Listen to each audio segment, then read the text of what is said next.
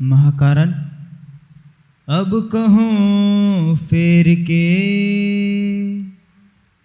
मूल मिलावे की बितक जैसी आज्ञा धनी की सो बातें बुजरक अब कहूँ फेर के। अक्षरातीत धामधनी श्री लालदास जी के धाम हृदय से बीतक के आगे का प्रसंग वर्णित करवा रहे हैं।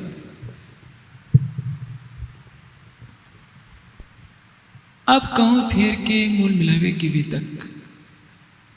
इसके पूर्व के प्रकरण में यह बात दर्शाई गई थी कि जब औरंगजेब का राज्य होगा उस समय विजया अभिनंद बुद्ध निष्कलंक स्वरूप में स्वयं अक्षरातीत परब्रह्म का आवेश प्रकट होगा और अपनी आत्माओं को जागृत करेगा। पुराण संहिता में यह बात दर्शाई गई है कि अगाध अज्ञान जलधौ पतिदास प्रियाश्च स्वयं कृपा अम्बदो ममंच पुरुषोत्तम। जब अज्ञानता के अगाध सागर में परम धाम की आत्माएं डूब जाएंगी तो कृपा के सागर सच्चिदानंद परब्रह्म स्वयं प्रकट होंगे और अपनी कृपा के सागर में उनको स्नान कराएंगे, यानी इस भवसागर से परे ले जाकर उनको आनंद में डुबाएंगे। यह संकेत है पुराण संहिता में, महेश्वर दंत में, भविष्य दीपिका में, न जाने कितने ग्रंथों में ये साक्ष्य लिखी हुई है। अब इसके बाद का वर्णन करते हैं कि अब कहूँ फेर के मूल मिलावे के भी तक। मूल मिलावा कहाँ है? मूल का मिलावा हमारा तन यहाँ है, हमारी सुरता परात्म में है, परात्म की है। हमारे मूल तन जहाँ बैठे हैं, मूल तनों का जहाँ मिलावा है उसको कहते हैं मूल मिलावा। सखियाँ राज्य को देखें, अक्षर को देखें, तब तक अक्षर ब्रह्म सामने रहते हुए भी सामने आते हैं।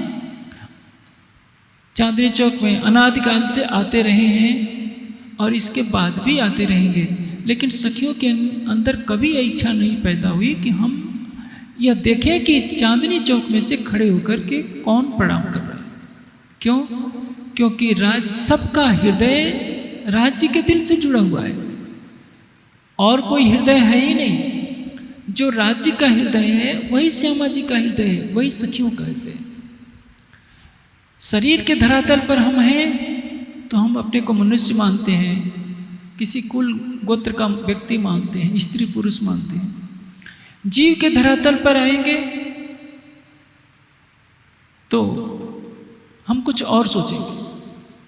आत्मा के धरातल पर आएंगे तो कुछ हकीकत में प्रवेश करेंगे और परात्मा की नज़र से देखेंगे तो हम वही हैं जो मूल मिलावे में सिंहासन पर बैठा हुआ है।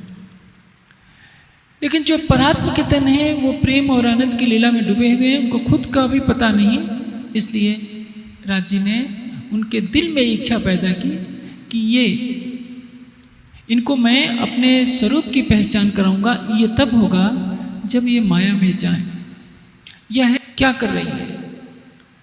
अक्षर ब्रह्म का भी जो तन है वो मात्र कार्य कर रहा है, अंदर लीला करने वाले स्वयं अक्षरातीत है। ब्रज में जो 11 वर्ष 52 दिन की लीला हुई थी उसमें पूरी निद्रा थी, किसी को पता नहीं था कि हम कौन हैं, आए कहाँ से हैं।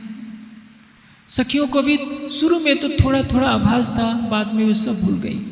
उन्होंने शारीरिक पतियों को अपना पति माना और श्री कृष्ण के तन में बैठे हुए अक्षरातीत के आवेश स्वरूप को भुला दिया। योग माया के ब्रह्मांड में जब वो जाती हैं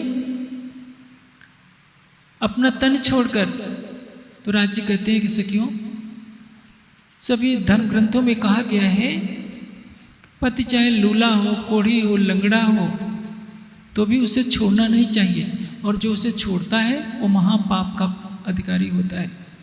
तुम इतनी अंधेरी रात में अपने घर को छोड़ करके क्यों आई हो? सखियों में सहन करने की शक्ति नहीं थी, किंतु इंद्रावती जी ने उत्तर दिया कि हमने अपने प्राणेश्वर को पहचान लिया है, इसलिए हम आपके पास आई हैं, अपने घर को छोड़कर, परिवार को छोड़कर, बच्चों को छोड़कर।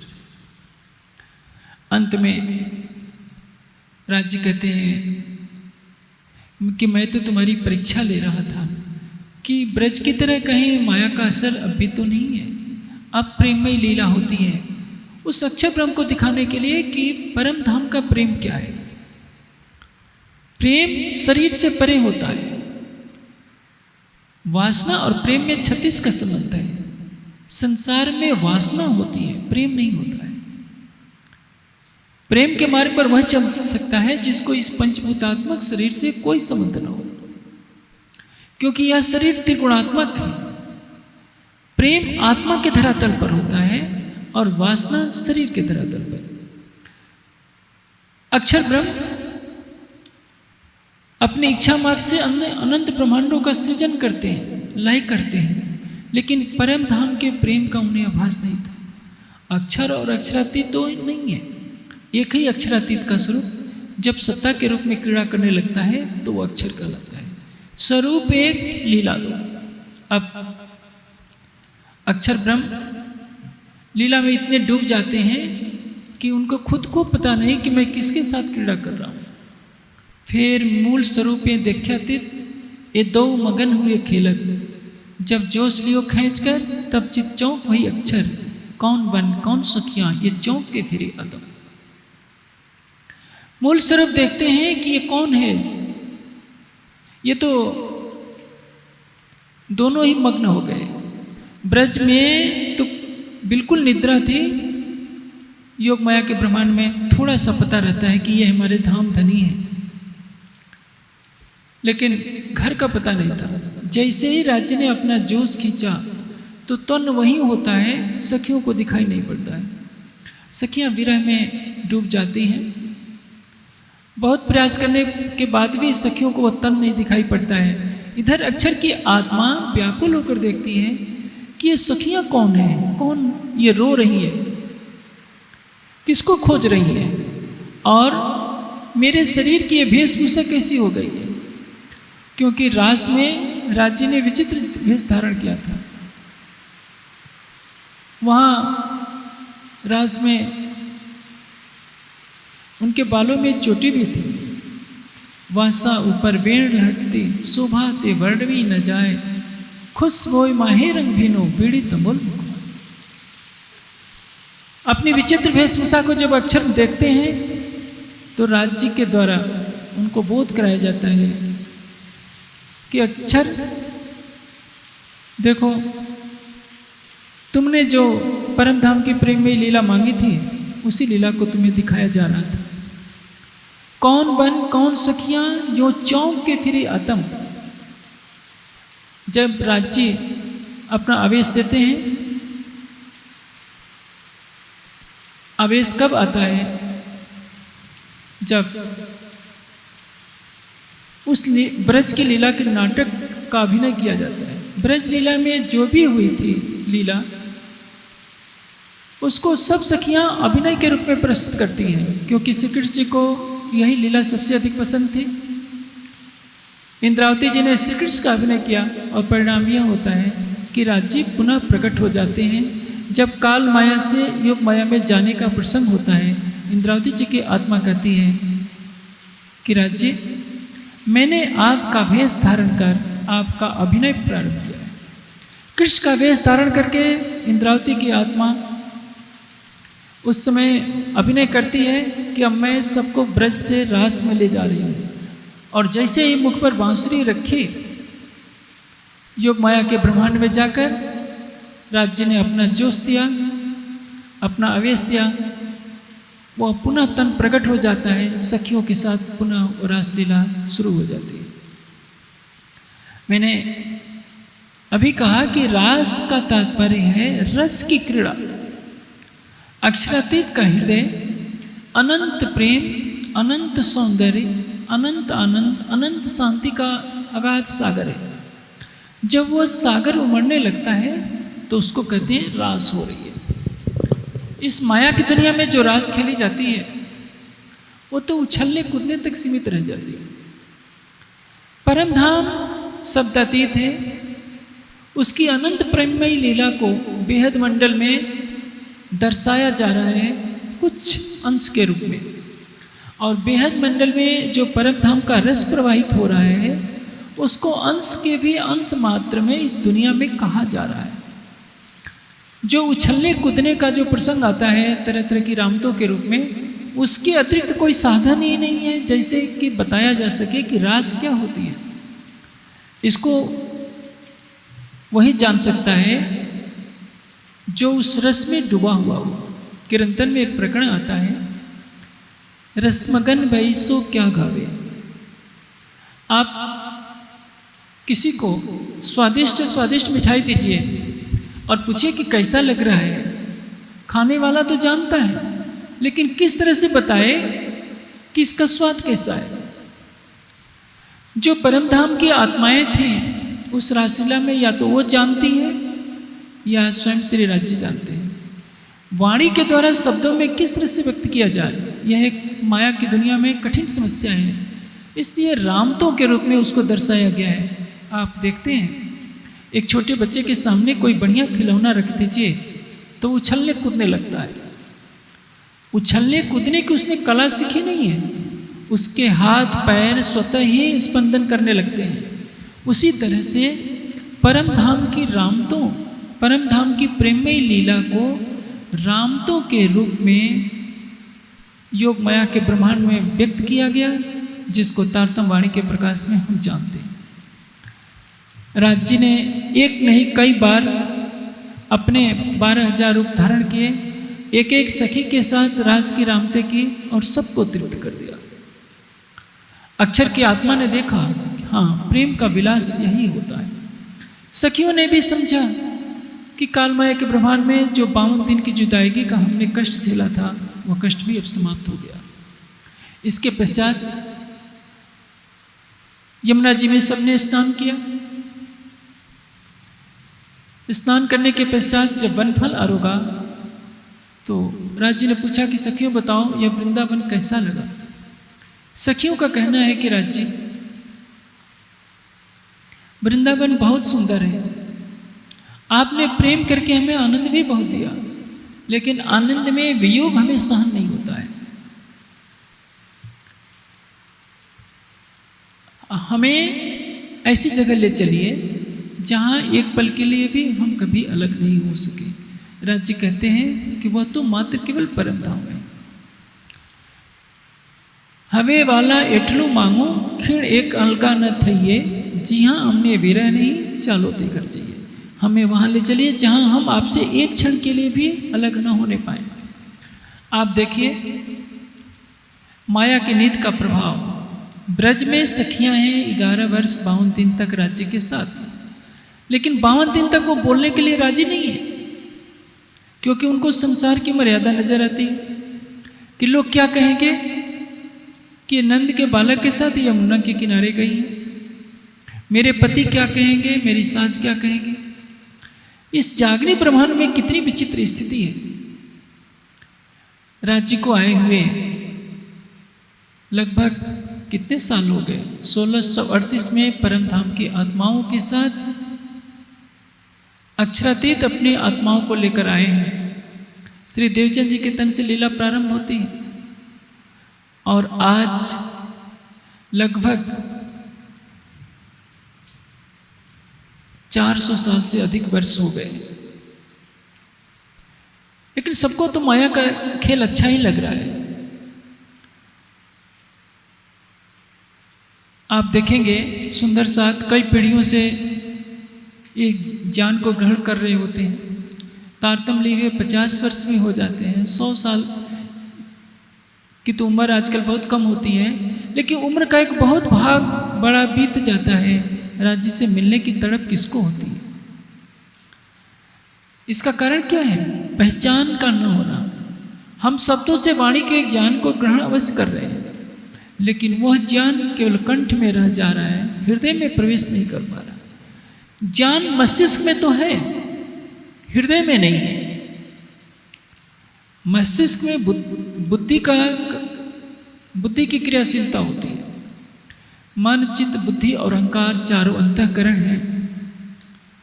बुद्धि में जब तक भावात्मकता नहीं आती, प्रेम का प्रवेश नहीं होता, तब तक बुद्धि की शुष्कता मनुष्य के हृदय को भी शुष्क बनाए रखती है, और परिणाम यह होता है कि उसको पूर्ण रूप से अध्यात्म का रस नहीं मिल पाता। कल आपने सुना था कि श्री जी के अंतर्धान होने की बात सुनते ही अनेकों सुंदर साथ ने वही तन छोड़ दिया। उनके हृदय में ज्ञान का प्रकाश भी था तो धनी के लिए प्रेम भी था। आज हम वाणी पढ़ते हैं, परम धाम की चितवनी भी करते हैं, लेकिन राज्य के बिना हमें रहना भी अच्छा लगता है।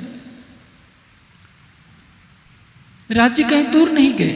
इस जागनी ब्रह्मांड में बता दिया, हक नजीक सेहरक से आड़ो पटना द्वार। हमारे प्राण की नली से भी निकट है राज्य। ये ब्रज में नहीं पता था, रास में भी नहीं पता था, इसलिए पूरे वृंदावन में खोज डाला था। परम धाम में रहते हुए भी हमने ये माना कि हम राज्य को रिझाते हैं और राज्य कुछ अलग है, हम उनको रिझाते हैं, हमारा प्रेम बड़ा है। ब्रह्मात्माओं को यह पता नहीं कि जो राज्य है वही तुम हो, और तुम जब वही हो तो तुम्हारे और उनके बीच में छोटे बड़े का प्रश्न कहाँ होता है। सागर का जो जल है वही तो लहरों के रूप में क्रीड़ा कर रहा है। लहरों और सागर में भेद करना, सूर्य और उसकी किरणों में भेद करना संभव नहीं होता। योग माया में भेद किया जा सकता है, परम धाम में भेद नहीं किया जा सकता। और यह भेद समझाने के लिए ही राज्य ने खेल बनाया था।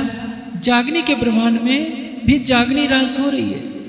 एक रास योग माया के ब्रह्मांड में खेली गई थी, जिसमें आधी निद्रा थी, आधी जागनी थी। अब ये जागनी लीला शुरू होगी आगे के प्रसंग में, जागनी के ब्रह्मांड में, और जागनी रास करनी होगी। जागनी रास चल रही है, चौथे दिन से प्रारंभ होकर, पांचवें दिन से प्रारंभ होकर अब छठे दिन की जागनी रास चल रही है। जागनी रास में स्थिति यह है कि राज्य प्राण की नली से भी निकट है, लेकिन नजर नहीं आ रहा। ब्रज में श्री कृष्ण का अति सुंदर स्वरूप है। जो स्वरूप आंखों से दिखता है तो उसके प्रति प्रेम करना सरल हो जाता है। भले ही परम धाम का ज्ञान नहीं है तो क्या, गोपियां श्री कृष्ण के पीछे पागल है। योग माया में भी यही स्थिति है। योग माया में श्री कृष्ण जी का अति सुंदर किशोर स्वरूप दिख रहा है। ब्रज में तो बालक का तन था। दूसरे दिन से ही सखियां आ गई थी कि हमारे धाम धनी आए। धीरे धीरे माया का प्रभाव बढ़ता जाता है, राज्य की पहचान भूलती जाती है। श्री कृष्ण जी का भी तन बड़ा होता जाता है। 11 वर्ष होते होते माया का आवरण इतना पड़ गया कि सखियों को श्री कृष्ण जी का रूप पराया लगने लगा, अपने पति अपने लगने लगे। योग माया के ब्रह्मांड में सबने अपना तन छोड़ चढ़कर प्रवेश किया था। महाराज की लीला की थी। काल माया के ब्रह्मांड में जो ये जागनी का ब्रह्मांड बना है, इसकी विचित्र स्थिति है। योग माया के ब्रह्मांड में भूख प्यास का कष्ट नहीं है, बुढ़ापा नहीं है, मृत्यु का कष्ट नहीं है। सामने सुंदर स्वरूप दिख रहा है तो उसे प्रेम करना सरल है। हाँ, परम धाम की पहचान नहीं है। जागनी के ब्रह्मांड में कठिनाई ज्यादा है। कठिनाई ज्यादा है तो लाभ भी ज्यादा है। योग माया के ब्रह्मांड में श्री कृष्ण जी का स्वरूप जब अदृश्य हो जाता है तो सखियां पूरे वृंदावन में घूम जाती हैं, बिलखते बिलखते। आज तारतम वाणी के प्रकाश में हर ब्रह्मात्मा कह सकती है, ऊपर तले अर्श न कया, अर्श कया मोमिन कलो। मेरी आत्मा का दिल ही धनी का धाम है। मेरे धाम हृदय में 25 पक्ष बसते हैं। मेरे धाम हृदय में युगल स्वरूप बसते हैं। मेरे धाम हृदय में हौज कोसर मानिक पहाड़ है, पुखराज है। कहीं मुझे जाने की जरूरत नहीं है।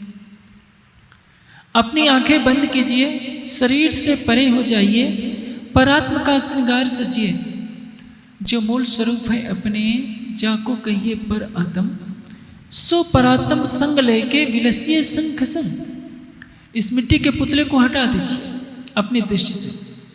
परात्म का श्रृंगार लेकर अपनी आत्मा से 25 पक्षों में घूम आइए। उन 25 पक्षों को युगल स्वरूप के साथ अपने धाम हृदय में देखिए। यहीं बैठे बैठे आपको संपूर्ण परम धाम दिखाई देगा। इसको कहते हैं जागनी रास। योग माया के ब्रह्मांड में जो रास खेली गई थी उसमें तो केवल रामते थे। आज आपको छठे दिन की लीला में खिलवत परिक्रमा सागर श्रृंगार के माध्यम से राज्य के एक एक अंग की शोभा में डूबने का सौभाग्य प्राप्त है, जो ब्रज में प्राप्त नहीं था, रास में प्राप्त नहीं था। अष्टपहर की सारी लीला का रस आप ले सकते हैं कि मानिक पहाड़ पर कैसी लीला होती है, पुखराज पर कैसी लीला होती है, यमुना जी के सातों घाटों में कैसी लीला होती है, हौज कौशल में राज्य के साथ क्रीड़ा करने का क्या आनंद है।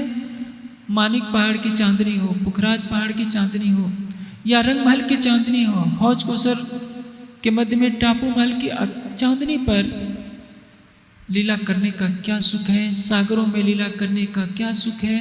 आंखें बंद कीजिए और प्रत्यक्ष देखिए। अब बिलखने का जमाना नहीं है, लेकिन विरह में तो जीव को बिलखाना पड़ेगा। इसलिए प्रकाश हिंदुस्तानी में इंद्रावती जी ने बार बार अपने जीव को फटकारा है, मेरे जीव सुहागी रे तो क्यों न करें पीसो बेचा। इतना सब कुछ 18,758 चौपाइयों में कह दिया है, लेकिन हंसी की लीला क्या हो रही है कि जो सबसे नजीक है वो सबसे दूर नजर आ रहा है। ब्रजराज के पश्चात परम धाम की आत्माएं इस माया के जगत में आई हुई है। पुनः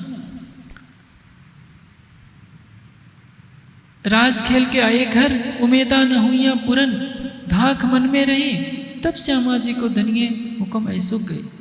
क्यों सही तब हम भी आए तित, श्यामा जी खेले इत। परम धाम की आत्माएं इस नश्वर जगत में श्यामा जी के साथ आई हुई हैं, उनके साथ स्वयं अक्षरातीत भी आए हुए।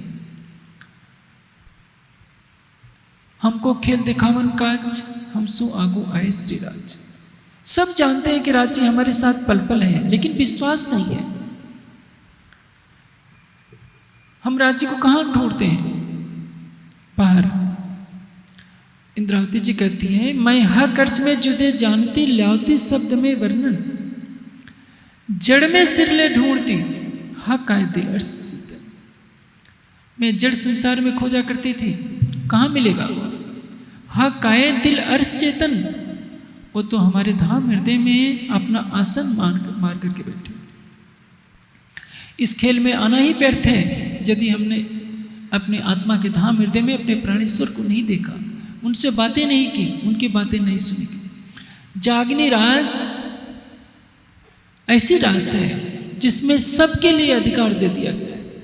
उस महारास में तो केवल परम धाम की ब्रह्मात्माएं अपने जीवों के साथ पहुंची और 24,000 कुमारिकाओं की सुरताएं पहुंच पाई थी। कुमारिकाओं के जीव ब्रजमंडल में रह गए थे, क्योंकि कुमारिकाएं जब ब्रह्मात्माओं के साथ लीला देखती थी तो उनके अंदर भी इच्छा जागृत हो गई कि हमारे साथ लीला क्यों नहीं होती। और इसके लिए उन्होंने तरह तरह के व्रत उपवास किए। उनकी यही इच्छा पूरी करने के लिए राज्य ने वचन दिया कि तुम्हारे साथ भी लीला होगी। अब जब योग माया में परम धाम की आत्माओं की सुरता गई तो कुमारिकाओं की सुरता भी चली गई थी। बेन सुनकर चली कुमार, भव सागरियों उतरी पार, इनकी सूरत मिली सब सखियों माए, मूल अंगिया के धाम में। एक एक तन में दो दो कुमारिकाओं की सखियां सुरताएं बैठी थी। हर गोपी के तन में, गोपी शब्द तो यहाँ के लिए है, यानी रास में क्रीड़ा करने वाली हर सखी के तन में एक एक ब्रह्मात्मा है अपने जीव के साथ, और दो दो कुमारिकाएं हैं। राज्य का आवेश अपने जोश के साथ, अक्षर की आत्मा के साथ श्री कृष्ण के अति सुंदर किशोर स्वरूप में क्रीड़ा कर रहा है। अंग अंग में लगता है कि करोड़ों सूर्यों का प्रकाश जगमगा रहा है। और जब वो रास लीला हो जाती है, सखियों की सुरता पुनः परम धाम चली जाती है, श्यामा जी चली जाती हैं, अक्षर ब्रह्म की आत्मा अपने मूल तन में जागृत हो जाती है, तो जो ब्रज की लीला होती है अक्षर ब्रह्म के चित्त स्वरूप सबलिक के कारण में अखंड हो जाती है, और रास की लीला महाकारण में अखंड हो जाती है। रास खेली कहाँ गई थी?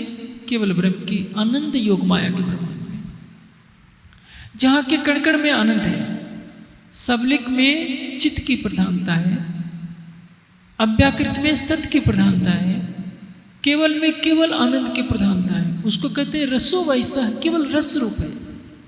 वह रस रूप 9 रसों में क्रीड़ा करता है। अनंत है, हास्य है, करुण है, विभत्स्य है, ऐसे ऐसे 9 रस हैं। आप रास में देखेंगे सखियों को कभी रोना आता है, कभी हंसना आता है, कभी एक दूसरे से झगड़ भी पड़ती हैं। जैसे केसरबाई इंद्रावती जी के मन में आ गया था कि अकेले तुम ही लीला करो। ये परम धाम का स्वलीला अद्वैत का एकत्व रस नहीं है, वहदत का रस नहीं। इस जागने की लीला में राज्य ने हमें सारा सुख देना है। हम यहीं बैठे बैठे वहदत का रस ले सकते हैं, खिलवत का रस ले सकते हैं, वहदत की हकीकत, वहदत की मार्फत का रस ले सकते हैं। जागने ब्रह्मांड में इतना सुख है, लेकिन वह सुख ऐसी तिजोरी में बंद है जिसकी चाबी हमने खो दी। वो चाबी खोजनी होगी वाणी के प्रकाश में, चितवनी के द्वारा विरह की अग्नि में जलाकर हम स्वयं को यदि खरा सिद्ध कर पाएंगे तो हमें चाबी मिल जाएगी। और यहीं बैठे बैठे हम परम धाम के 25 पक्षों में भ्रमण करने के साथ साथ राज्य के दिल में डुबकी लगाकर राज्य के दिल के हर भेद को जान सकते हैं। और हम जान सकते हैं कि जो राज्य है हम भी वही है। ये शरीर पर्दे का है, माया का है। इस माया के पर्दे को हटा दीजिए, संसार को हटा दीजिए, अपने परात्म की नजर से देखिए कि हम जो परात्म स्वरूप हैं, हमारा परात्म तो धनी का तन है। जब हम धनी के तन हैं तो हम अपने और उनके बीच में विभाजक रेखा कहाँ से खींच लेते हैं। लेकिन जब तक मार्फत की ये बातें जिसके लिए खेल बना नहीं जानते हैं, तब तक हम क्या करते हैं? हमने भी राज्य को एक देवता बना रखा है। मंदिर में कांपते हुए जाते हैं, नारियल चढ़ाते हैं, भोग प्रसाद चढ़ाते हैं, डर से चढ़ाते हैं, प्रेम से नहीं, कि शायद राज्य कहीं नाराज ना हो जाए। राज्य को समय पर ये नहीं चढ़ाया तो हमारा कुछ अनिष्ट हो जाएगा। हम बढ़िया बढ़िया भोग चढ़ाएंगे, बढ़िया बढ़िया रुमाले चढ़ाएंगे तो राज्य खुश होकर हमको माया का खूब धन दे देंगे, जिससे हम आनंद मंगल में रहेंगे। हमें राज्य से भय है, प्रेम नहीं। जिस दिन प्रेम हो जाएगा, जिस दिन हम उसके हो जाएंगे, सच पूछा जाए तो क्या हम राज्य के हैं? उत्तर मिलेगा नहीं। हम जीवा से जरूर राज्य के हैं। कह देंगे कि राज्य आप हमारे हैं, हम आपके। हर पत्नी पति की पहले है, राज्य की बाद में। हर पति राज्य का बाद में है, पहले अपनी पत्नी का है। बच्चे माता पिता के हैं, माता पिता अपने बच्चों के। हर रिश्तों से यहाँ जुड़ा हुआ है। राज्य से तो एक औपचारिकता पूरी की जाती है, चलो घर में वाणी पधराई है, मत्था टेक लेते हैं, 5 बार तारतम पढ़ लेते हैं। लेकिन 24 घंटे का हमारा समय किसके लिए जाता है? सबको मालूम है। 40 लाख की संख्या में हर सुंदर साज को मालूम है कि हमारी अधिकतर ऊर्जा संसार के लिए जा रही है। कोई कोई विरला होगा जो 24 घंटों में 2 घंटे, 3 घंटे, 1 घंटे सच्चे हृदय से अपना हृदय देकर राज्य से प्रेम करता है। तभी तो कहा है, ये तो गति है अटपटी, चटपट लखे न को। जो मन की खटपट मिटे, चटपट दर्शन हो। हमारे मन की खटपट ही नहीं मिटती। मेरी मेरी करत दुनी जाते, बोझ ब्रह्मांड सिर लेवे। पांव पलक का नहीं भरोसा, तो भी सिर सर्जन को न देवे। कोई अपना हृदय राज्य को देना नहीं चाहता, तो राज्य हमारे धाम हृदय में प्राण की नली से होते हुए, निकट होते हुए भी हमें दिखाई नहीं दे रहे हैं। हमने जगह जगह मंदिर बनाए हैं। मंदिर बनाने का उद्देश्य होता है कि वहाँ जन समूह एकत्रित होगा, वाणी चर्चा करेगा, वाणी सुनेगा, चितवनी करेगा, तो आत्मा को जागृत होने का अवसर मिलेगा। ये कार्य मंदिरों से होना चाहिए था, लेकिन यथार्थ में हो नहीं रहा है। हम अपने हृदय को अक्षरातीत का धाम बनाने की कसौटी पर स्वयं को खरा नहीं सिद्ध कर पा रहे।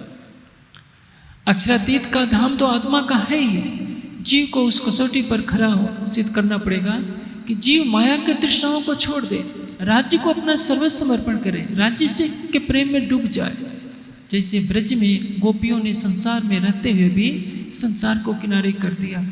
एक बार बांसुरी बजी और सबने अपना शरीर छोड़ दिया। वाणी की बांसुरी तो विक्रम संवत 1715 से बज रही है। 1712 से वाणी का अवतरण शुरू हुआ। हम ब्रह्मवाणी को 300 वर्षों से पढ़ते आ रहे हैं। न जाने हमारे जीव ने कितने वर्षों से, इस जन्म में भी तारतम्य लेने के बाद हमने कितनी बार वाणी को पढ़ा होगा, कितनी बार सागर श्रृंगार की चौपाइयों को भी याद किया होगा। हर दिन हम आंखें भी मूंदते हैं, लेकिन थोड़ी देर के लिए राज्य के प्रति प्रेम लग पाता है। वो विशुद्ध प्रेम जब आ जाए तो वाणी तो कहती है, पाव पल साथ की जुदागी न सो। अक्षरातीत ऐसे हैं जो एक पल के चौथाई हिस्से के बराबर भी हमारा वियोग सहन नहीं कर सकते। जो सबसे नज़दीक है उसके विषय में हम कहते हैं कि पता नहीं राजी हैं कि नहीं है, और यदि हैं भी तो हमको मिलेंगे कि नहीं मिलेंगे। जो हमारे नहीं है उनको कहते हैं कि यही तो हमारे हैं। हमारे कौन है? बच्चे, संगे संबंधी, रिश्तेदार, जो माया के हैं, आज हैं कल नहीं रहेंगे। किसी बात पर रूठ जाए तो हमसे मुंह फेर लेंगे। और वह तो ऐसा है कि बिना बुलाए, बिना पहचान दिए हमारे धाम हृदय में आकर के बसता है। हमारे गुनाहों को नहीं देखता, हम कितने झूठ बोलते हैं, हमारे जीव कितने काम, क्रोध, लोभ, अहंकार की अग्नि में चल रहा है। इन गुनहगारों के दिल को अर्ज कर बैठे मेहरबान। वो मेहर का सागर है, उसके हृदय में मेहर का ही दरिया उमड़ रहा है। हम कितने भी पाप करते हैं, फिर भी हमारे पापों की तरफ वो नहीं देखता है। परम धाम के मूल संबंध के कारण हमारे धाम हृदय में प्राण की नली से भी निकट होकर के विराजमान बैठा है, और श्रृंगार की वाणी में पुकार करके कहता है, रूहों मेरे, मैं रे तुम्हारा आशिक, मैं तुम्हारा आशिक हूँ। आशिक किसको कहते हैं? रोम रोम में रम रहिया पीव आशिक के अंग, इसके लिए ऐसा किया कोई हो गया एक रंग। आशिक के रोम रोम में उसका मासूक बसता है। हम अपने धाम हृदय में राज्य को बसाएं या ना बसाएं, राज्य ने तो हमें अपने चरणों में मूल मिलावे में भी बैठा रखा है और यहाँ भी बैठा रखा है। ये दो तन तले कदम के आत्म पर आत्म। हम आंखें बंद करते हैं, गिले शिकवे करते हैं, राज्य आते नहीं हो, आते नहीं हो। राज्य हंसते हुए कहते हैं, मैं आऊँ कहाँ, कहीं दूर हो तो आऊँ, तुम्हारे हृदय में, तुम्हारे प्राण की नली से भी निकट हो। पर्दा तुमसे हटता नहीं, तुम पर्दे पर देखने लगते हो। इस पर्दे को हटा दो, शरीर और संसार के पर्दे को हटा दो, तुम्हारी अंतः चक्षुओं के सामने मैं प्रत्यक्ष दिखूंगा। मैं तुमसे पल पल बात करता हूँ। तुमने अपनी आत्मा के कानों को बंद कर रखा है, तुमने अपनी आत्मा के चक्षुओं को बंद कर रखा है, इसलिए न मेरी आवाज़ सुन पा रही हो, न मुझे प्रत्यक्ष देख पा रही हो। ये जागनी रास चल रही है। जागनी रास में सबको सुनहला अवसर है। संसार के लिए भी जो प्राणी जिसके अंदर परम धाम की आत्मा नहीं है, अक्षरधाम की आत्मा नहीं है, यदि वह भी सच्चे हृदय से युगल स्वरूप की शोभा को दिल में बसाएगी, वो बसाएगा जीव, कोरा से कोरा जीव भी, तो उसको वह स्थान मिलेगा जो परम धाम की ब्रह्मात्मा के जीव को मिलेगा। इसलिए अब प्रश्न नहीं है कि हम ब्रह्म सृष्टि हैं कि नहीं, सबको मानना है कि हम परम धाम की ब्रह्म सृष्टि ही हैं, और हमें वैसे ही समर्पण करना होगा जैसे कि परम धाम की ब्रह्मात्मा कर रही है। ये वाणी का ज्ञान सारे संसार के लिए है। हमने तो एक छोटा सा संप्रदाय बना रखा है, मंदिरों का एक घेरा बना रखा है कि हमारे एक संप्रदाय का मंदिर है। हम इस ब्रह्मवाणी को संसार के लिए नहीं समझ पाते। यह ठीक है कि ब्रह्मात्माओं को सुख मिलेगा, लेकिन ब्रह्मात्माओं का भी तो कर्तव्य है कि सारे संसार के लिए इसे प्रस्तुत करें।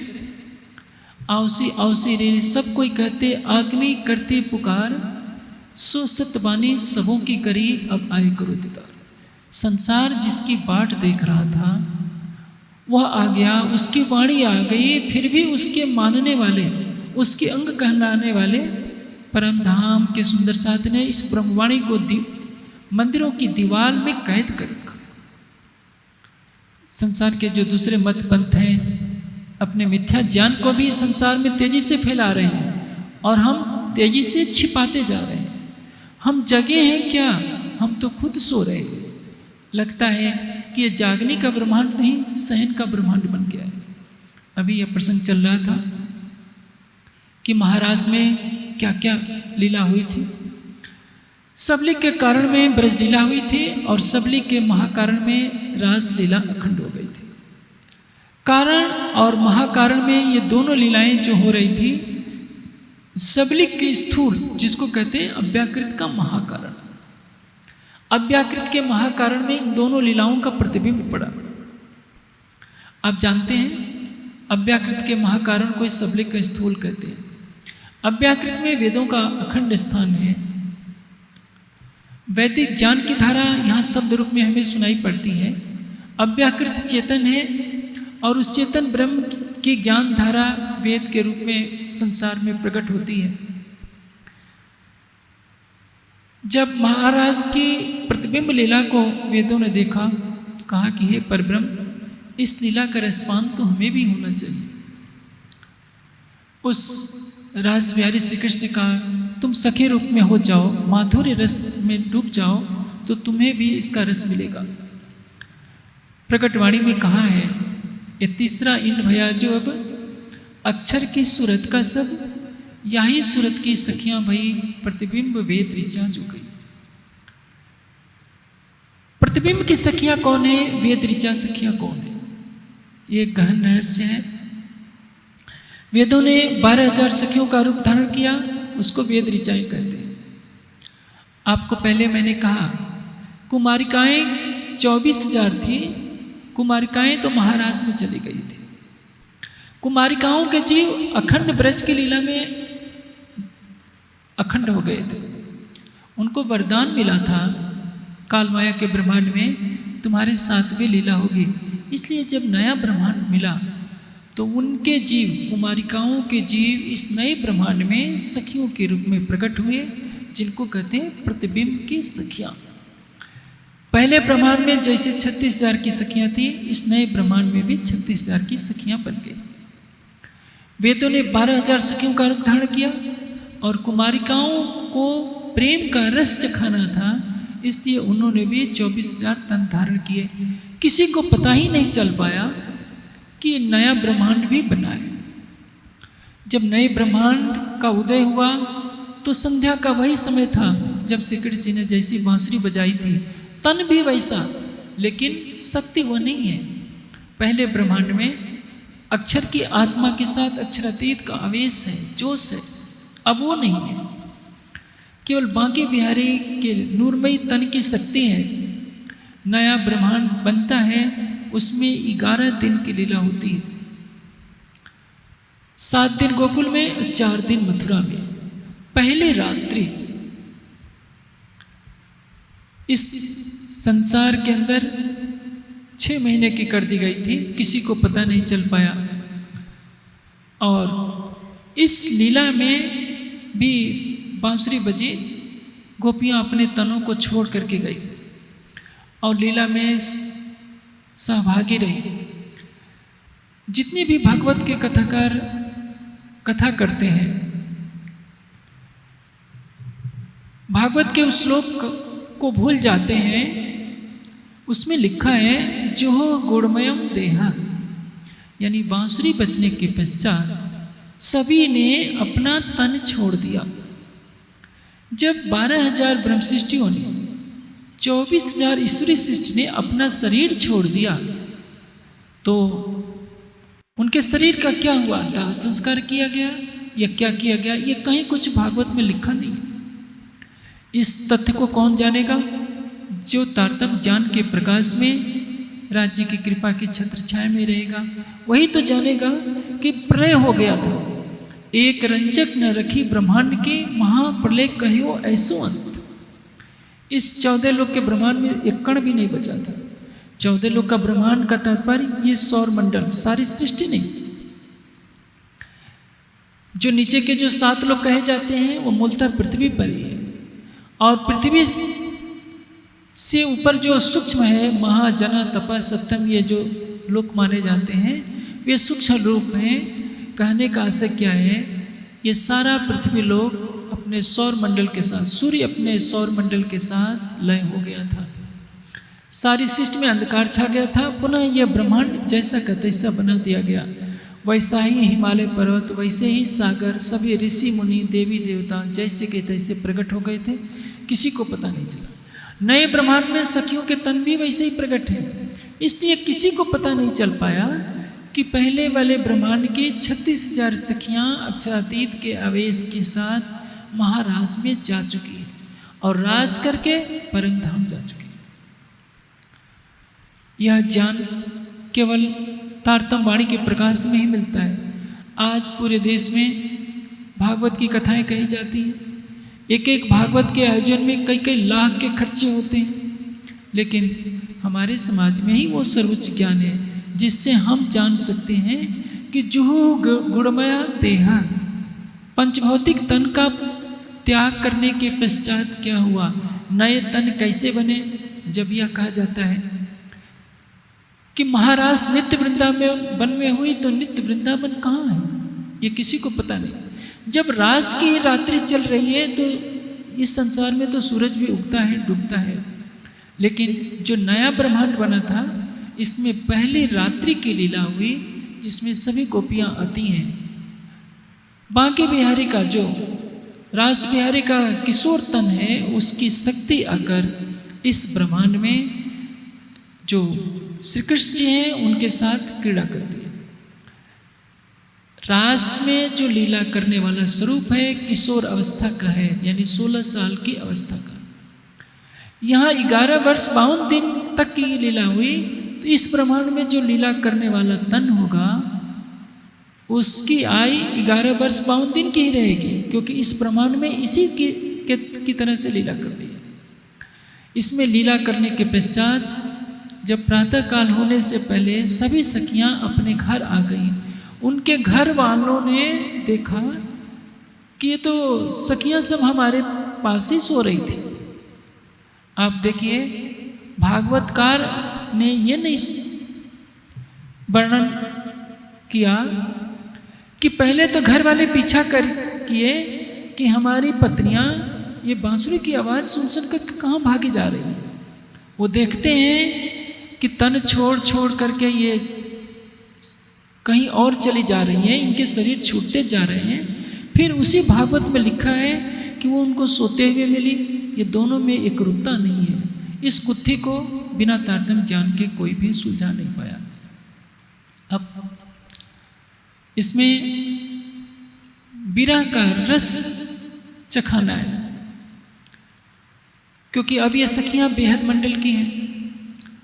24,000 कुमारिकाओं के जीव बेहद के वासी हो चुके हैं। हद की दुनिया में उनको विरह का रस चखाए बिना बेहद का अधिकारी पूर्ण रूप से नहीं माना जा सकता।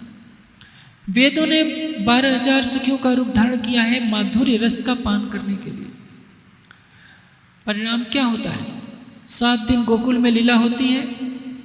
कंस को मारने के निमित्त श्री कृष्ण जी को जाना पड़ता है मथुरा। अक्रूर जी लेकर के जाते हैं, वहाँ कंस का वध वगैरह करते हैं।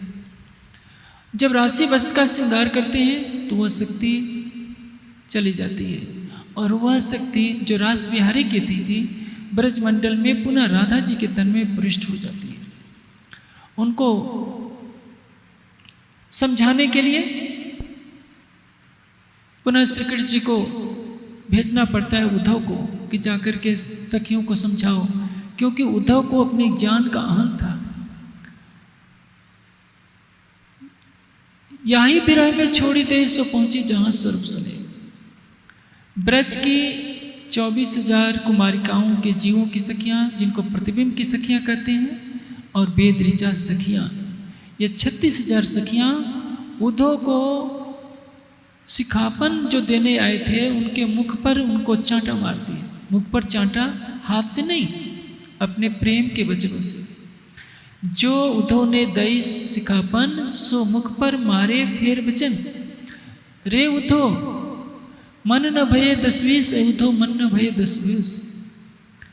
तो हमसे योग साधना की बातें करता है। एक हो तो सो गयो श्याम संग को औराधे इस हमारा मन तो श्याम के साथ चला गया है, कैसे हम योग साधना करें। ऐसा होते होते जब उद्धव को आभास होता है कि हर गोपी के साथ श्री कृष्ण है, उद्धव के ज्ञान का अहंकार टूट जाता है। ब्रज की धूली अपने माथे पर लेकर के वापस लौट आते हैं। वो गोपियां थी, परमधाम की नहीं, सखियां हैं, उनमें बेहद मंडल की हैं, 100 वर्षों तक तड़पती हैं। किस लिए? कि हमें बेहद का रस मिल जाए। बेहद का रस पाने के लिए अनेक ऋषि मुनियों ने प्रयास किया। हद के जीव अपनी कठोर साधनाओं से, शुष्क हृदय से उस बेहद का रस पा नहीं पाते। बेहद का रस पाने के लिए हद के कर्मकांडों से परे होना पड़ता है, अपने को प्रेम में डुबोना पड़ता है। जोग बाई सर्वे जीतिए त्यारे थइए प्रेमना पात्र। जब तक हम अपने गुण इंद्रियों के विकारों को जीत नहीं सकते, विरह के रस में अपने को डुबो नहीं सकते, तब तक विरह का रस नहीं मिल पाता। उन गोपियों को देखिए, 70 साल की 80 साल की राधा है, गोपियां हैं, एक आस लगी है कि कृष्ण हमारे सामने कब आ जाए। वे माला लेकर जप नहीं करते, आरती नहीं करते, भोग नहीं लगाते। उनका तन ही प्रेम का स्वरूप बन चुका है। हर पल एक ही आह रहती है, हमारे सामने हमारा कृष्ण आ जाए। राधा सहित सब गोपियां जिस मार्ग से कृष्ण गए होते हैं, प्रतिदिन सवेरे आकर बैठ जाती हैं और शाम तक उसी मार्ग को देखा करती हैं कि कब हमारा कन्हा आएगा। यह करते करते 100 वर्ष व्यतीत हो जाते हैं। यही विरह में छोड़ी दे सो पहुंची जहां स्वरूप समेत। ये है प्रतिबिंब की लीला, जिसमें वेद ऋचाएं महारास में पहुंच गई। अव्याकृत की महारास में, प्रतिबिंबित महारास में, अव्याकृत के महाकारण में। और जो कुमारिकाओं के जीव थे, सबलिक के कारण में ब्रज लीला के अंदर पहुंच गए। ये प्रतिबिंब लीला की कहानी है। जो मैंने कहा 11 वर्ष 52 दिन की लीला में अक्षरातीत के आवेश ने लीला की। 11 दिन, 7 दिन गोकुल, 4 दिन मथुरा में रास बिहारी की शक्ति ने लीला की। इसमें अक्षर की आत्मा नहीं है। रास के अंदर जिस अक्षर की आत्मा ने और राज्य के आवेश ने लीला की, इसमें नहीं है। केवल रास बिहारी के नूरी तन की शक्ति। और उसके पश्चात जब राशि वस्त्र धारण किया तो वो भी शक्ति चली गई। जरासीन से युद्ध करने का जब समय आया तो बैकुंठ बिहारी की शक्ति प्रवेश करती है। तीनों तनों के नाम श्री कृष्ण ही है। ब्रज वाले का भी नाम श्री कृष्ण है। 11 साल 52 दिन में तक जिसने लीला की, 11 दिन तक जिसमें बेहद की शक्ति ने लीला की, रास बिहारी की शक्ति ने, उसका भी नाम श्री कृष्ण है। और 112 वर्ष तक मथुरा और द्वारिका में जिस तन ने लीला की, उसका भी नाम श्री कृष्ण है। सारी दुनिया श्री कृष्ण की भक्ति करती है, श्री कृष्ण के अंदर बैठे हुए स्वरूप को नहीं जानती। हमारा समाज भी इसी भ्रमजाल का शिकार हो गया। वो संसार के लोगों के ग्रंथों को पढ़कर व्याकरण के बल पर सिद्ध करने का प्रयास करता है। कृषि भूवाचका रहस्य निवृत्त वाचका, कि किस तरह से श्रीकृष्ण शब्द को हम अक्षरातीत सिद्ध कर दें। शब्द के अर्थ के आधार पर तो वेद में हजारों शब्द आ जाएंगे जो अक्षरातीत के लिए प्रयोग हो सकते हैं। द्वारिकाधीश को भी श्रीकृष्ण कहते हैं, तो क्या उनको अक्षरातीत माना जा सकता है? मथुराधीश को भी श्रीकृष्ण कहते हैं, तो क्या उनको अक्षरातीत माना जा सकता है? अक्षरातीत तो वह है जो आवेश स्वरूप से श्रीकृष्ण के तन में लीला कर रहा है।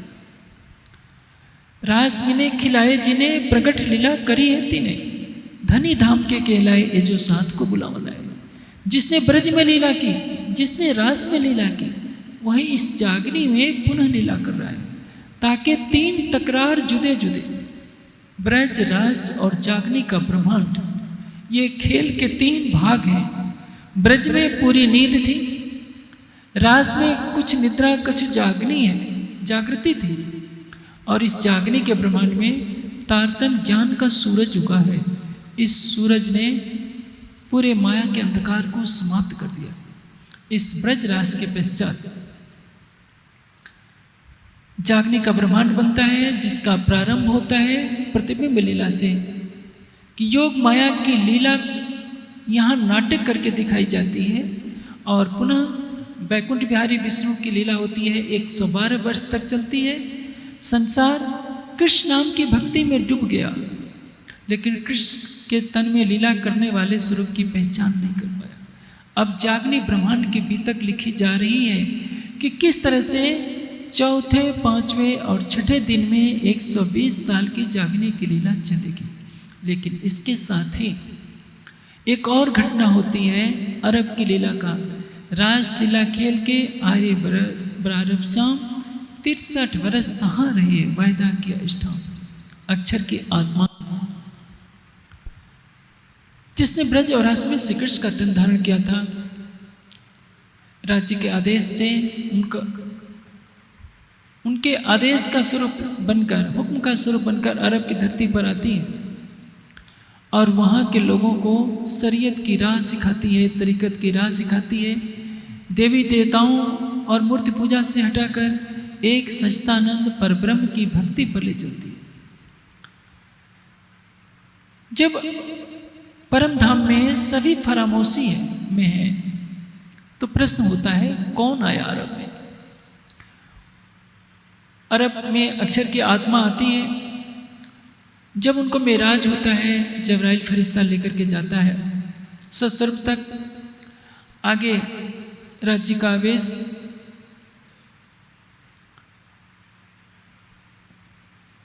प्रेम का आवेश मिलता है। अक्षर की आत्मा मूल मिलाप में पहुंचती है, राज्य से 90,000 हरूफ बातें करती है। उस 90,000 के हरफ के ज्ञान को लेकर इस संसार में आती है, लेकिन सब भूल जाती है। फिर समय समय पर शरीयत की एक एक बात को, तरीक़त की एक एक बात को अवतरित किया जाता है। जो मारिफत के जो शब्द होते हैं मोहम्मद साहब की ज़बान पर चढ़े ही नहीं, क्योंकि वो भूल गए। वो हकी स्वरूप के साथ अवतरित होना है। ये बसरी स्वरूप कहा गया, बसर कहते हैं यानी मानव रूप में। अरब के लोगों को मानवता का पाठ सिखाना था, वे लोग मानवता को भी भूल चुके थे। इसलिए मोहम्मद सल्लल्लाहु अलैहि वसल्लम के रूप में जो ज्ञान दिया गया अरब के लोगों को मानवता का धर्म सिखाने के लिए कि एक अल्लाह ताला की बंदगी करें, समय के साथ उसमें जो हेर फेर हुआ, आज वह कुरान आया था संसार में शांति की स्थापना के लिए, लेकिन उसी कुरान की ओट में आजकल आतंक पैदा किया जा रहा है। कुरान की आयतों का विकृत अर्थ करके ऐसा दर्शाया जाता है कि संसार के सारे लोग ही काफिर हैं और सबको समाप्त करके इस्लाम का झंडा फहरा दो। कुरान में ऐसी तो कोई आयत नहीं जो ऐसा कहती हो, लेकिन हाँ उन आयतों का उल्टा अर्थ करके कहीं न कहीं एक विकृत मानसिकता पैदा की जा रही है जो संसार को विनाश की तरफ ले जा रही है। जब अक्षर की आत्मा मेराज में पहुंचती है तो देखती है कि सबके चेहरे पर फरामोशी है, यानी कोई बोल नहीं रहा है। राज्य से पूछती है कि ये चुप कौन है और इनकी फरामोशी कब हटेगी। राज्य कहते हैं इनकी किल्ली तेरा दिल, ये खुले जब आओ मिल। तुमने माया का खेल मांगा है, जब तुम सभी जागृत होकर के आओ तो यह फरामोशी हटेगी। केवल परम धाम की आत्माओं को साक्षी देने के लिए मोहम्मद साहब के रूप में भेजा गया था अक्षर की आत्मा को, ताकि जब प्राणनाची का स्वरूप प्रकट हो तो सारा संसार जान जाए कि सारी दुनिया के पूर्ण ब्रह्म सच्चिदानंद आए हैं। परमात्मा किसी वर्ग विशेष का नहीं होता, किसी स्थान विशेष का नहीं होता, सारी सृष्टि उसकी अपनी है। यदि कुरान में साक्षी नहीं होती, कतेब ग्रंथों में साक्षी नहीं होती, तो अरब के लोग या मुस्लिम समाज यही कहता कि प्राणनाथ जी का स्वरूप तो केवल हिंदुओं का है, हम क्यों माने। लेकिन यह साक्षी देने के लिए कि अक्षरातीत का जो आवेश ब्रजरास में लीला करता है वही अक्षर की आत्मा अक्षरातीत का आदेश लेकर कुरान का ज्ञान देती है कि सबकी भक्ति छोड़कर एक सच्चिदानंद परब्रह्म की भक्ति करें। वेदों में केवल एक सच्चिदानंद परब्रह्म की उपासना का विधान है। एकम सद बहुधा विप्रवदन्त, परमात्मा एक है, उसके अनंत नाम हो सकते हैं, लेकिन परमात्मा एक ही है। सतपथ ब्राह्मण में स्पष्ट कहा गया है कि यो अन्याम देवताओं उपासते सह न वेद यथा पस्मे एव देवानाम, जो एक परमात्मा को छोड़कर अन्य की भक्ति करते हैं वो विद्वानों में पशु के समान है। लेकिन आज हिंदू समाज कहाँ इसको सुनने वाला है। आप देखिए, अभी कांवड़ यात्रा का प्रसंग चल रहा है। हर हिंदू सोचता है कि मैं जल भर करके लाऊं, शंकर जी पर चढ़ा दूंगा तो हमारा यह कल्याण हो जाएगा। उस बेचारे को यह पता नहीं कि सच्चा शिव कौन है। भगवान शिव का भी चित्र देखिए तो वो भी ध्यान लगाए बैठे हैं। आखिर वो किसको खोज रहे हैं? यदि वही परमात्मा है तो उन्हें खोजने की, ध्यान लगाने की क्या आवश्यकता है? जो कल्याणकारी है उसको वेद में शिव कहा गया है। नमः शंकराय च शिवाय च शिवतराय च, यजुर्वेद में प्रार्थना की गई है। जो सबका कल्याण करता है वो शिव है। लेकिन जो वेद में कहा एकम सद बहुधा विप्रवदन्त, उसको तो किसी ने समझा ही नहीं। गुण कर्म स्वभाव के अनुसार परमात्मा के अनंत नाम धर्म ग्रंथों में वर्णित हैं, लेकिन हिंदू समाज कितना भटका हुआ है। कहीं शालिग्राम की पूजा, कहीं शिवलिंग की पूजा, कहीं किसी जड़ पदार्थ, कहीं लकड़ी की मूर्ति बनाकर, कहीं पत्थर की मूर्ति बनाकर, कहीं वृक्षों की पूजा, कहीं तालाबों और नदियों की पूजा। सर्वशक्तिमान परमात्मा की भक्ति सबने छोड़ दी। आदित्य वर्णा तमसा परस्तात् जिसको कहा गया है, जिसके लिए कहा गया है शुक्र ज्योति चित्र ज्योति सत्य ज्योति ज्योतिष्मान च, उसकी भक्ति सबने छोड़ दी। शालिग्राम को भोग लगाया जाएगा 56, और जिसके तन में साक्षात नारायण बसता है वो आता है तो उसको कह दिया जाता है तुमने ठाकुर जी के मंदिर में पैर रख दिया, मंदिर अशुद्ध हो गया। भला साबुन में मैल कहाँ से आ गई? जिसको आप शूद्र कहते हैं, जिसको आप दलित कहते हैं, उसको मंदिर में घुसने नहीं देते कि हमारे भगवान का मंदिर ही अशुद्ध हो जाएगा। पूछिए, क्या भगवान तुम्हारा दलितों का नहीं है? क्या तुम्हारा वही है दलितों का नहीं? जो सारी सृष्टि का परमात्मा है वो तो सभी प्राणियों के हृदय मंदिर में है। क्या तुमने कभी गीता को पढ़ने का प्रयास किया जो कहती है कि ईश्वर सर्वभूतानां हृदये तिष्ठति अर्जुन?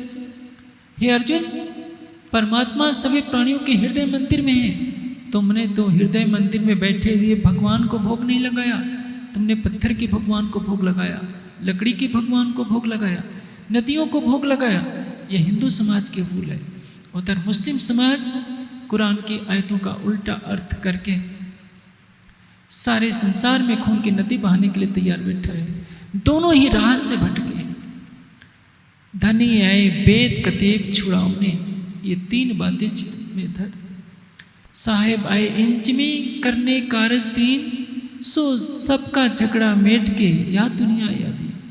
मेटन लड़ाई बंधन के जुदे जादे पैगंबर, धनी आए वेद कतेब छुड़ाओने, ये 3 बातें चित्त में धर।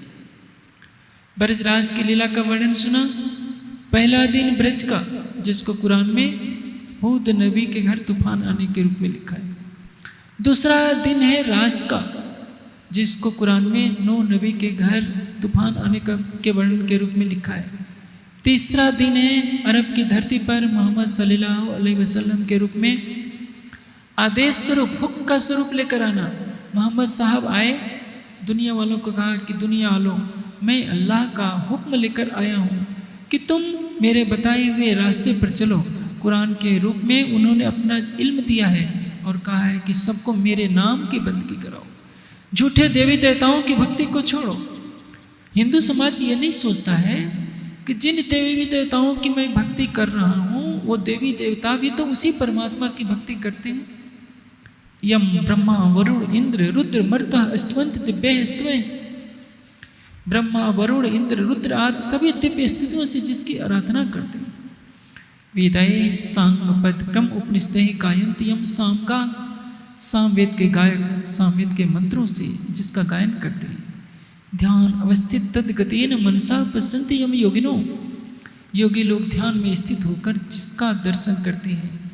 यस्यांतम न विदो सुर असुर गणा तस्मै देवाय नमो नमः, जिसका आदि और अंत न देवता जानते हैं न असुर जानते हैं, उस सच्चिदानंद परमात्मा की हम वंदना करते हैं।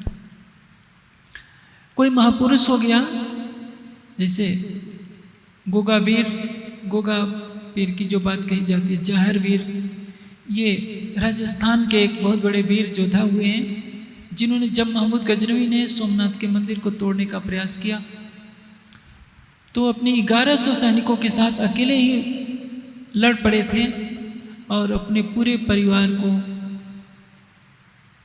समर्पित कर दिया था धर्म की रक्षा में। उन्हीं की स्मृति में पूरे राजस्थान में उनकी पूजा की जाती है। गुणों की पूजा की जाए यहाँ तक तो ठीक है, लेकिन परमात्मा की भक्ति के स्थान पर किसी अन्य की पूजा नहीं की जा सकती। चित्र पूजा की अपेक्षा चरित्र पूजा ज्यादा श्रेष्ठ करें। मर्यादा पुरुषोत्तम राम सारी मानवता के आदर्श हैं, महापुरुष हैं, उनके गुणों की पूजा होनी चाहिए। योगेश्वर शिव सारी सृष्टि के सम्माननीय पुरुष हैं, उनके गुणों की पूजा होनी चाहिए। लेकिन सर्वशक्तिमान सकल गुण निधान अक्षरातीत को हटाकर शिवलिंग की पूजा, शालिग्राम की पूजा या चित्र पूजा कहीं भी वेद शास्त्र के अनुकूल नहीं है। यह संसार को बताने के लिए अक्षरातीत का अवतरण होता है। अब चौथे दिन की लीला में श्री देवचंद जी के तन से पहले लीला होगी और उसके पश्चात श्री मिहिराज के तन में लीला होगी, जिसको 5वें दिन की लीला कहते हैं। छठे दिन की लीला वर्तमान समय में चल रही है, इसलिए आज आपने सुना पहले दिन की लीला ब्रज की, दूसरी रास की और तीसरे दिन की लीला अरब की लीला में, जिसको पहला दूसरा तीसरा कहते हैं। चौथे पांचवें छठे दिन की लीला बहुत महत्वपूर्ण है। अब जो चौथे दिन की लीला शुरू हो रही है, यहाँ से बीतक का प्रारंभ वास्तव में है, जिसको कहते हैं अथ 3 स्वरूपों के बीतक लिखते, क्योंकि जागनी लीला के जो 120 वर्ष हैं जिसका वर्णन कुरान में दिया गया है, इसको चौथे पांचवें और छठे दिन की लीला कहते हैं। इस जागनी लीला में राज्य 2 तनों से लीला करेंगे और लीला का कुछ भाग महाराजा छत्रसाल जी के तन से होता है, इसलिए यहाँ 3 स्वरूपों के बीतक का प्रसंग चल रहा था। आप कल सुनेंगे किस तरह से श्री देवचंद जी के तन में परम धाम की श्यामा जी की आत्मा आकर के विराजमान होती है, क्योंकि जब अक्षर की आत्मा मोहम्मद के रूप में अरब की धरती पर आई थी, मेराज होता है, तो वहाँ जाकर देखा कि श्यामा जी की भी आत्मा पर फरामोशी है। जब राज के पश्चात परम धाम की आत्माएं अपने मूल तनों में जागृत हुई तो राज्य से पूछा कि राज्य आपकी माया में क्या कर लिया? हम तो आपके साथ थे, हमें तो कुछ लगा ही नहीं। हमें तो ऐसी माया देखनी है जिसमें आपने कहा था कि तुम मुझे भूल जाओगे, हमें वो दिखाइए। राज्य ने बहुत मना किया, कहा कि अच्छा ठीक है, मैं तुम्हारी नज़र को माया में भेजता हूँ, मेरी तरफ देखो। जैसे ही सखियों की नज़र राज्य की तरफ जाती है, उनकी सुरता न अभी खेल में आई होती है, परम धाम में भी जागृत नहीं होती है। उसी क्षण अक्षर की आत्मा को मेराज होता है। अक्षर की आत्मा राज्य से 90,000 हरूफ बातें करती है। कुरान में 60,000 हरूफ होने चाहिए थे, लेकिन इस समय 63,634 के लगभग हरूफ हैं। 63,000 से कुछ अधिक हैं। समय के प्रवाह में कुरान में जो मिलावट की गई, जो तरह तरह के दंगों का कारण बन गई, समाज में अराजकता फैल गई। जो मारिफत के जो 30,000 हरूफ थे वो तो छिपा दिए गए। हकीकत के जो 12 हरूफ मुक्तियात हैं वो हकीकत के शब्द हैं। मारिफत के शब्द तो कुरान में लिखे गए ही नहीं। और मारिफत की वाणी खिलवत है, परिक्रमा है, सागर है, श्रृंगार है। ये परम धाम की परमवाणी हमारे पास है, लेकिन हमने उसको मंदिरों में छिपा करके रखा, एक संकुचित दृष्टिकोण बना लिया कि ये तो हमारे केवल निजानंद संप्रदाय का ग्रंथ है, हम इसे किसी को पढ़ने नहीं देंगे, किसी को देंगे नहीं। अब समाज अंगड़ाई लेने लगा है, वाणी की टिकाएँ हो रही है, थोड़ा बहुत प्रचार हो रहा है, लेकिन अतीत का 200-250 वर्ष तो हमने खो दिया है। पिछले 100 वर्षों में संसार के अनेक मत पंथ सारे संसार में फैल गए, लेकिन हमने ब्रह्मवाणी का अथाह ज्ञान लेकर भी अपने संकुचित दृष्टिकोण, नकारात्मक चिंतन के कारण एक बहुत ही छोटे दायरे में हम सिमट करके रह गए। समय की मांग है कि हम इस ब्रह्मवाणी को सारे संसार के लिए प्रस्तुत करें, चाहे वेद पक्ष का मानने वाला हो, कते पक्ष का मानने वाला हो, वाणी के प्रकाश में वो शाश्वत सत्य को जाने कि हम कौन हैं, कहाँ से आए हैं। शरीर और संसार को छोड़ने के पश्चात हमें जाना कहाँ है। वेद क्या कहता है, कुरान क्या कहता है, बाइबल क्या कहती है, संत मत के ग्रंथ क्या कहते हैं, सभी ग्रंथों से एक सत्य की पहचान कराने वाली ये ब्रह्मवाणी अवतरित हुई है। कैसे इस ब्रह्मवाणी का अवतरण होता है? पहला चरण प्रारंभ होगा श्री देवचंद जी के तन से होने वाली लीला के साथ। कल से श्री देवचंद जी के तन से कैसे लीला प्रारंभ होती है वो आप सुनेंगे। एक कथा बहुत है, एक कथा बहुत है, विस्तार नहीं सुमार, विस्तार नहीं सुमार, पर ए चौथे दिन की, पर ए चौथे दिन की, सैया करो विचार, सैया करो विचार, सैया करो विचार।